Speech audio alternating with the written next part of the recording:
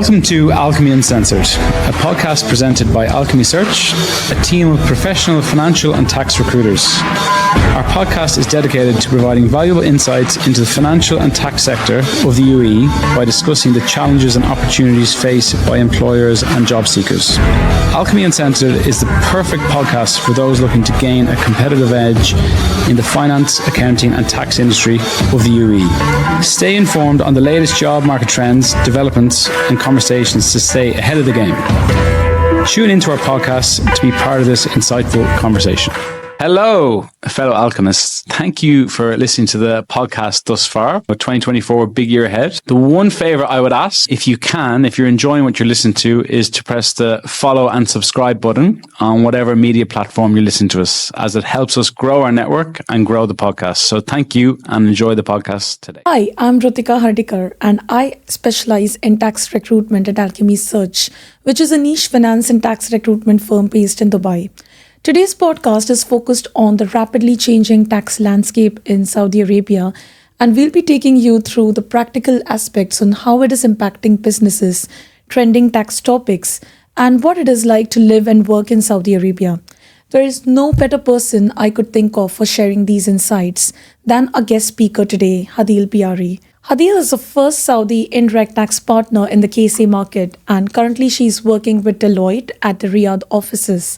She's leading the KSA Indirect Tax Controversy and Litigation practice and is also the KSA Talent Leader at Deloitte. She brings in 17 years of experience in indirect tax, finance and accounting, and she initiated her career at Saudi Aramco.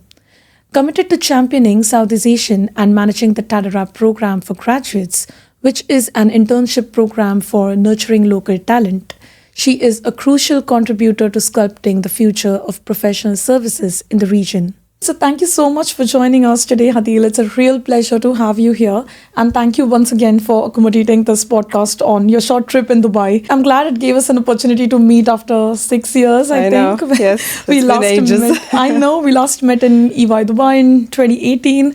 And I'm sure a lot of things have happened in the last 5-6 years. So you've had an incredible career journey recently, and we want to hear more about it. What challenges have you faced, and how is your transition from KSA to UAE and back to KSA? Yeah, so I guess I'm quite used to it. So I'm originally from Mecca, from the western province of Saudi Arabia, but I was born in Qasim and grew up in Riyadh.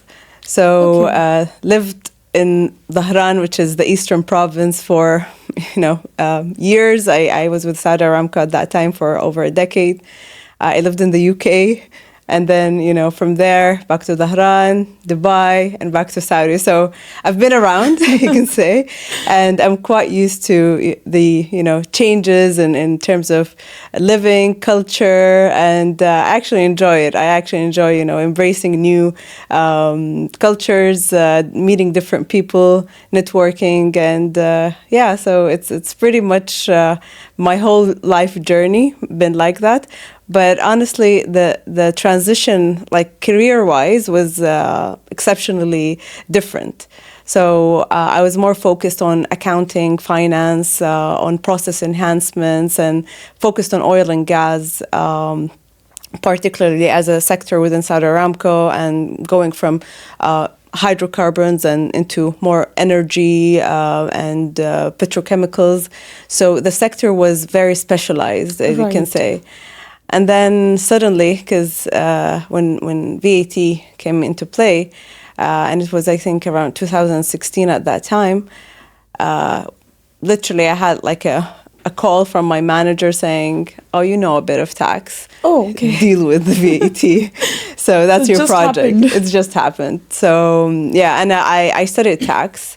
I took on the project. I worked on the starting with the implementation, put in like an implementation plan. It was quite a journey, because you're talking about a company that is like literally on a scale of a village alone in the eastern province, and it's the largest worldwide.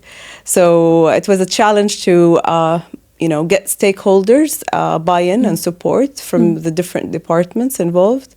and I did literally a roadshow to gather SMEs. But honestly, this opened up even doors for me. Although I spent years within Aramco, but this, project alone, VAT is a transactional tax, and you really need to know every single element. Exactly. I really understood more about the company, about our different offerings and all. So, it was really a door opener for my career now, where I'm specialized in taxation. Yeah, so it's amazing, like coming from a finance background and then moving on to indirect tax technology, and now heading the tax controversy and litigation practice. So it's like a very multifaceted role that you've played in the last few years. So that's a really incredible story to tell, I think. And recently you've been awarded the ITR Rising Star Award, as well as named as the notable practitioner for 2024, right? So that's it really was quite great interesting, achievement. actually. Yeah. So moving on to more trending tax topics, what are your thoughts on the recently announced tax holiday for regional HQs in Saudi Arabia? Like, how is it impacting the businesses there? Well, as you can see, there's a lot of changes happening in Saudi, and with Vision 2030, every day there's a new project, new announcement, reforms in different aspects. Yeah. But definitely when it comes to taxation and incentives, there's a lot happening for businesses. One is for the regional headquarter mandates and there are certain conditions, to be labeled as a regional headquarter or have the requirement to establish an RHQ within the kingdom. But definitely it's attracting businesses. Like at Deloitte, we have already, announced the move of our regional headquarter to Saudi Arabia. Okay. There's a lot of other businesses which already signed up. There's a lot of incentives, particularly for specific sectors that the kingdom is focusing on. I think they're being lenient in terms of what they can and can't do to accommodate for that.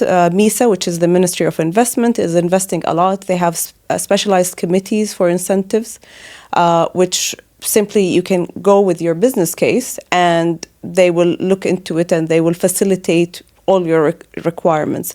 So there's a support not only from private sector, but the public sector is now more active and really supporting.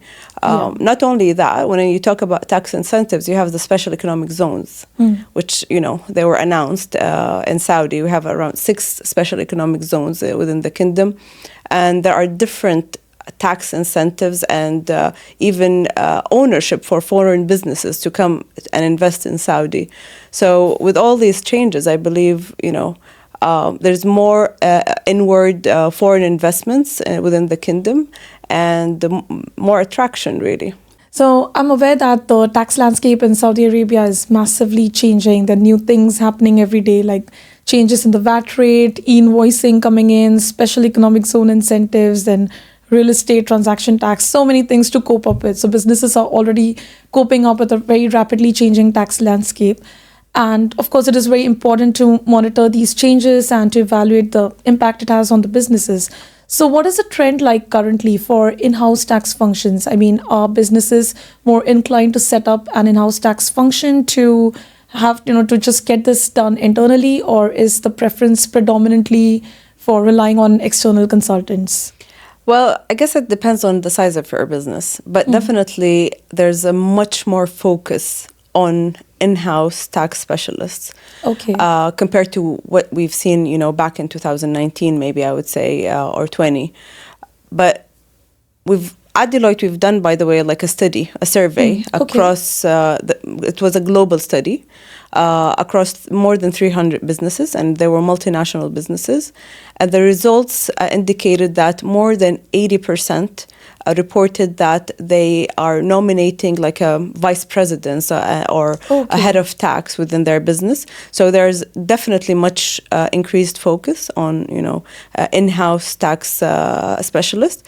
But also, if you noted, because of, I would say, the materiality of the tax impact on businesses, they're not only reporting to, the CFO or just, their next reporting manager, but they actually, the tax head of tax or the tax specialist, they report directly to the very senior management within the company. Okay. And especially what we are seeing, like globally, with tax audits and controversies, and this is where I'm specialized at.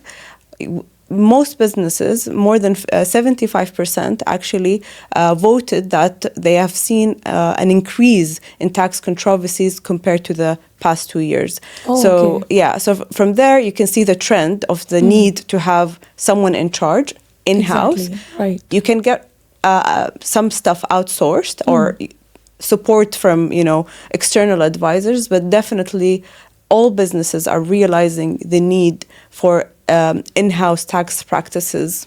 Oh, that's interesting. Yeah. And is there enough buy-in from the management? Like, what's the general perception of the stakeholders while building up a tax function? Has it changed from your days in VAT implementation? Definitely. It changed significantly I think in a positive way. So now you can see businesses who were reluctant to have more than one, I would say, tax specialist. Now they're saying, can you come and sit with our HR and help us restructure our, unit or whatever, depending on the scale of the business, to see where tax should stand. Right. It's not only impacting, by the way, just the compliance day-to-day, reporting job, but tax people are now involved in contracting, in marketing, in all commercial trading activities, because as you've seen in Saudi, the VAT rate increased, it tripled. Yes. Similarly with Bahrain, it doubled. Yeah. We might see a similar trend in other parts of the GCC, but definitely tax is becoming crucial. We started back in 1819 with, still businesses are like trying to make sure that they're compliant, they understand the rules, the interpretation is like aligned with the tax authorities. But now we're more focused on the audit, making sure, you're not only compliant, but you also have the data ready to be able to submit it to the authorities when requested. And this is really challenging. It's really challenging, I would say, because of the integration that is happening within the government sector. The real-time reporting that we're seeing, most governments within the GCC, I would say globally even, are heading towards with e-invoicing implementation and the other platforms. So, definitely. A lot of changes are happening, but I'm really happy to hear this positive change. Like, the companies are now actually focusing on building the tax function. So that's a really good thing to hear. Because taxes are still new here, it is often perceived as a cost to business, the tax function, and it's not really the top priority for the management a lot of times. So I'm happy to hear this positive change coming in. So now things are changing so drastically in Saudi Arabia currently, particularly from a tax perspective. So what are your thoughts on the future of taxes in KSA? Like, are there any major tax changes that you foresee in the coming years as the country goes through a transformation? Well, we're already seeing that, right? So we've seen the implementation of the real estate transactions tax. I would say there's more taxes that could be introduced. There could be a whole new tax regime, for example, in the new sustainable cities that they're building, like Neom and others within the capital, Riyadh. So I think there definitely going to be continuous changes now with the regional headquarter, the special economic zones. There are still challenges that are moving the government to make more amendments to the existing tax laws and regulations. So I would say we're expecting it to be more structured, hopefully, bring more clearance to the taxpayers, because always when you get investors, the first thing they ask is about taxation. They don't want a gray answer. They like it to be, just black or white. And without certainty, obviously, you will not be able to achieve the other mandates and ambitions that Vision 2030 is bringing. So, and I think now, as I'm seeing at least within ZATCA, the tax authorities in the kingdom, that this is the direction that we're moving towards. The guidelines that they're issuing almost on a weekly or monthly basis. So with all these initiatives and the support of the tax advisors, there's a lot of tax specialists now within the region. So I think with that, if we continue with that momentum, hopefully with the changes in tax, it will be, more standardized and achievable, I would say. Yeah. And now Saudi Arabia is going through a tremendous transition. And with Vision 2030 as a driving force, there's a lot of emphasis on new developments, foreign investments, as you said, and also on building a more diverse, dynamic economy. So, of course, for all of this, there's a need for skilled talent. Mm-hmm. So what are your thoughts on the talent gap there, or are businesses in general facing any challenges in attracting the right talent? Well, you can see that with Vision 2030, there's a lot of new sectors, right? Yeah. Being introduced to the kingdom. Universities are adapting new curriculums, new subjects or majors that were not, introduced before. I would say, not going far away with tax, for me, focusing on litigation, we need tax lawyers. Yeah. And law in general in the kingdom is you just get taught the general law, and you don't have tax law. So there's definitely a gap there where we need to bridge. Yeah. But how can you do that? Is that for expats, there are a lot of opportunities because of the scale of Saudi Arabia. Mm.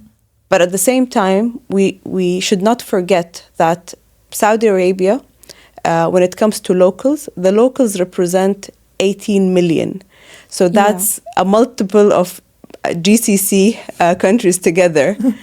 But it brings opportunities to the expats actually to mingle with the locals and the culture. Yeah. And there's a focus also on knowledge transfer in Saudi. Okay. So, and I believe within all the diversity and inclusion that is happening in Saudi and the scale of the projects that are happening, there are opportunities for both, for expats to come and actually, take on these opportunities. Yeah. And at the same time, for locals to learn new things, new skills, about new sectors. And I think this is the organic, growth that will happen in the upcoming years to allow us to bridge this gap for local talent to grasp all of these new sectors and, new skill sets that are required within the kingdom. Like you can see tourism, sport, entertainment, huge investments are happening. Right. Yeah. I mean, that's really good to know about it, because as a recruiter, and of course, I'm talking from a very limited perspective of tax and finance recruitment, I still see a lot of consultancies are struggling with finding the right talent.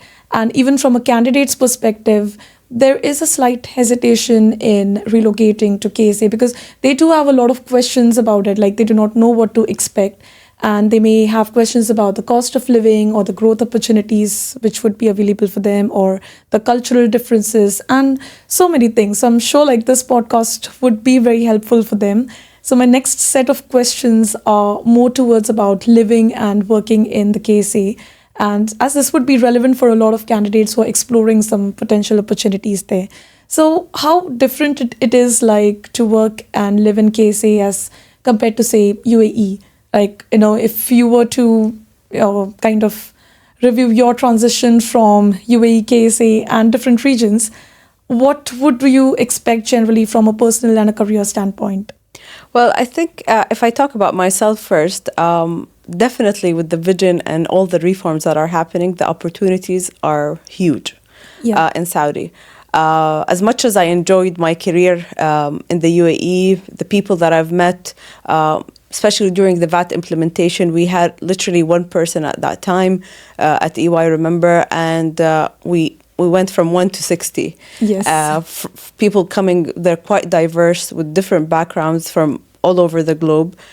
For me, that was, an unprecedented experience. I really enjoyed it. But at the same time, now going back to Saudi, there's every day a new challenge, every day a new thing to learn. And I think, living within, the people and, navigating through all of these challenges, understanding the different sectors, it's been great. So I would go back to the opportunities that, that scale of KSA. You're talking about not just one city or you're talking about different areas within Saudi. You can go to Asir. There's a lot happening there in terms of entertainment, tourism. Jeddah is a totally different market and totally different focus. Neom alone, you can look at Tabuk. There are snow and there's a lot of projects that are happening there. Every part of the region has its own beauty, own opportunities, and I think for expats, for example, because I get those questions a lot because we're quite diverse within our organization, within Deloitte. And what are the things that we can do in Saudi? Outside of work, what are the entertainment, opportunities? And this is where you will find a lot of things happening, especially that, part of 2030 vision, there's a lot of focus on entertainment and tourism. And sport, and also cultural, activities. And this is where you can see a lot of things that can be done in Al-Ula and, Asir, Jeddah, everywhere, every part of the region. But there's also programs, a quality of life program, for example, which is there are certain government organizations or bodies focused on achieving that quality of life for everyone. Okay. Yeah. So I can tell you there are concerts, there are a lot of sports activities that are being taking place. Tons to do, really tons to do. And so much has changed in the last 5 years. That's what I hear. Definitely, big time for expats and locals. I would tell you. For me, I've seen Saudi going through all the different changes, reforms, and it really impacted me and my family. Education has changed significantly. Okay. Yeah, and it's been honestly the change is always for the better. We learn and we grow. But the focus is, and remember, there's this King Abdullah program for the scholarship program. Now it's King Salman scholarship program where they've sent hundreds of thousands of Saudis abroad to study. Now we're seeing the outcome of all of these investments that took place in the past. These are all graduates, educated and with higher degrees. So they're bringing their wealth of knowledge, and we're actually seeing them, being pioneers and leaders in today's market, and also embracing this culture of diversity and inclusion to welcome expats from all over the world to say, we've lived with you, and now we're going to show you our world, basically. Exactly. I know there's a lot of focus on Saudization currently, but is it really impacting the market entry for expats who are looking at relocating to Saudi Arabia? Like, is it making the market more restricted for them? I would say no. Why? Because, yes, there is a Saudization mandate, but at the same time, you're looking at a very huge market to tap into. So there's always an opportunity for everyone. Right. But at the same time, there's a mandate to knowledge transfer. And because, as I mentioned, Saudis they comprise, 18 million in terms of, citizens. But so that's definitely a factor that needs to be taken into consideration. Unlike other parts of the GCC, it's much more less. But it doesn't mean that foreigners are restricted. Why we're seeing ownership in terms of housing being allowed, changes for businesses to be able to have 100% ownership within the kingdom. That was not the case before, but now it's more open. The golden visa for foreigners or expats to be obtained. So actually it's quite the opposite. There are Saudization targets, but there's a lot of opportunities and attraction for expats to come. If I take tourism as an example, only tourism, pre-COVID, we had, I think, around 17.5 million tourists. Okay. post-COVID, and I will use 2023 because it's, the comparison year for where all countries picked up the post-COVID impact. We reached to 27.5 million. Oh, wow. So that's more than 57% increase in Amazing. tourists, which tells you the attraction that Saudi is working towards, the variety of activities and business opportunities that are happening within the region. So yeah, there's Saudization on one side, but on the other side, there are a lot of opportunities opening up as well. So that would definitely give a chance to expats who want to relocate. That's amazing. And with Vision 2030, I believe there's a lot of focus on fostering a very diverse and inclusive environment. So I see that there is more and more participation from women in the country's transformative journey. So as the first Saudi female tax partner, what are your thoughts on this, like particularly for women in tax and finance? Yeah, so actually we have other tax partners, but I'm the first one in indirect taxes in particular. But in terms of women participation in general, if you look at the stats of Saudi, particularly in the public sector, and I will focus on public because the perception is that women participation in the private sector is usually higher. In Saudi, it's the opposite now. Okay. So we have more than, I would say, 36% of women participation only in the public sector. Okay. This is great. This is, we're actually moving towards, the balanced 50-50 women participation in the workforce within the kingdom. And this is all due to, the different programs that to allow women. We had a program to allow women to, during the transition of women driving, the government actually pay for their transportation to work. Just to encourage them, right? Yeah. And this is not publicly announced. Right. But there's a lot to enable women, to empower women to participate in the workforce from different angles.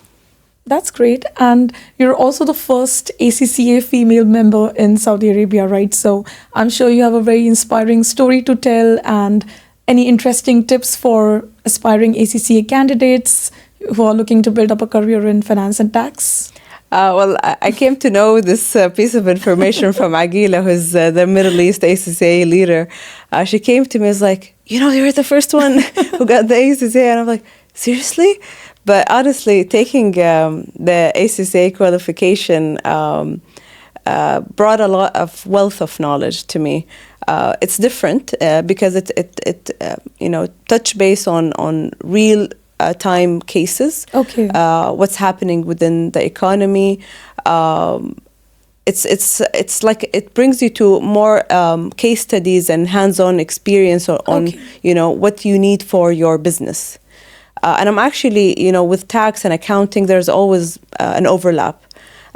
So I would say for any professional qualification, and the message that I always tell my team, take it for yourself, for your own learning, for your own development and growth.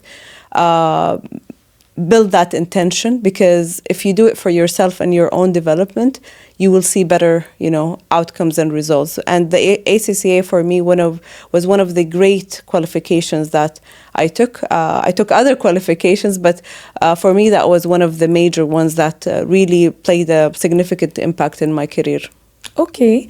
And lastly, I hope you don't mind me asking this question, but I know you've successfully managed your personal life as well as your career as well. So what tips would you have for women who are looking at striking the perfect balance between their personal and professional lives? Because as a working mom and as managing a successful career at the same time, it's not easy. So how do you do it?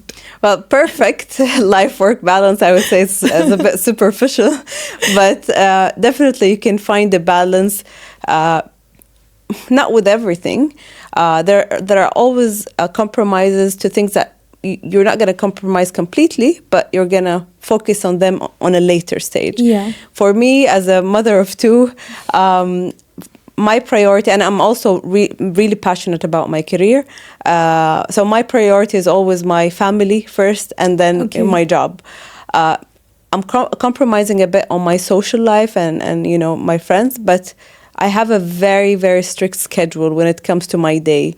So if something happens, everything else will, you know, will be impacted. So, and I think for especially working moms, it's quite important to have, you know, very, you know, structured schedule, a routine. It helps a lot. At least for me, it helps.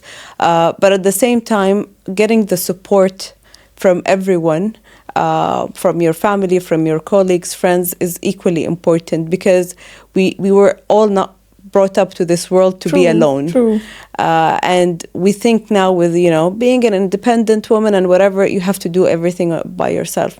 No, that's not the case. Yeah, you need support. As you say, it takes a village to raise a child. So exactly, you need all the support you can get. That's exactly. absolutely so true. Accept it and allow others to help you. It's not wrong. Yeah.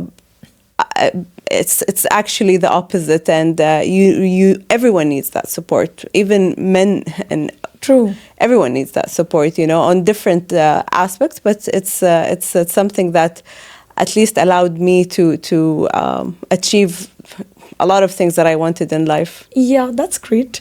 And now we're just coming towards the end of the podcast, so I thought it is a good idea to just end it with some fun questions. So, what do you miss the most about the UAE? Well, definitely I miss my friends. So I miss, the people, the shopping. So I've built great connections here. I've met a lot of people. UAE, Saudi, for me, they're both home. Yeah. So, and yeah. And if not a tax professional, what would you have been in an alternate universe? It's an interesting question. Well, I love art, to be honest. Okay. Yeah, I love art. So I could have my own atelier or, you know, a clothing, you know, a line. So I would have loved that, but I don't like the marketing side of it. So yeah. Just the artistic side. Exactly. And if you were to go back and give your 18-year-old self a piece of advice, what would it be? I would say embrace change and enjoy the journey. Okay, that's amazing. And you have done that, actually. You have embraced a lot of changes. I think I did. Location, career-wise. So yeah. So I think you have followed your advice very well. Thank you. Thank you so much. Thank you so much for joining us today, Hadeel. I really enjoyed this discussion, and thank you for sharing your insights on tax things and, more importantly, about your personal journey. So more power to women in tax. Thank you so much, Rutika. It's a pleasure being here with you. I hope you found this episode interesting and insightful. See you on our next tax episode at Alchemy Search.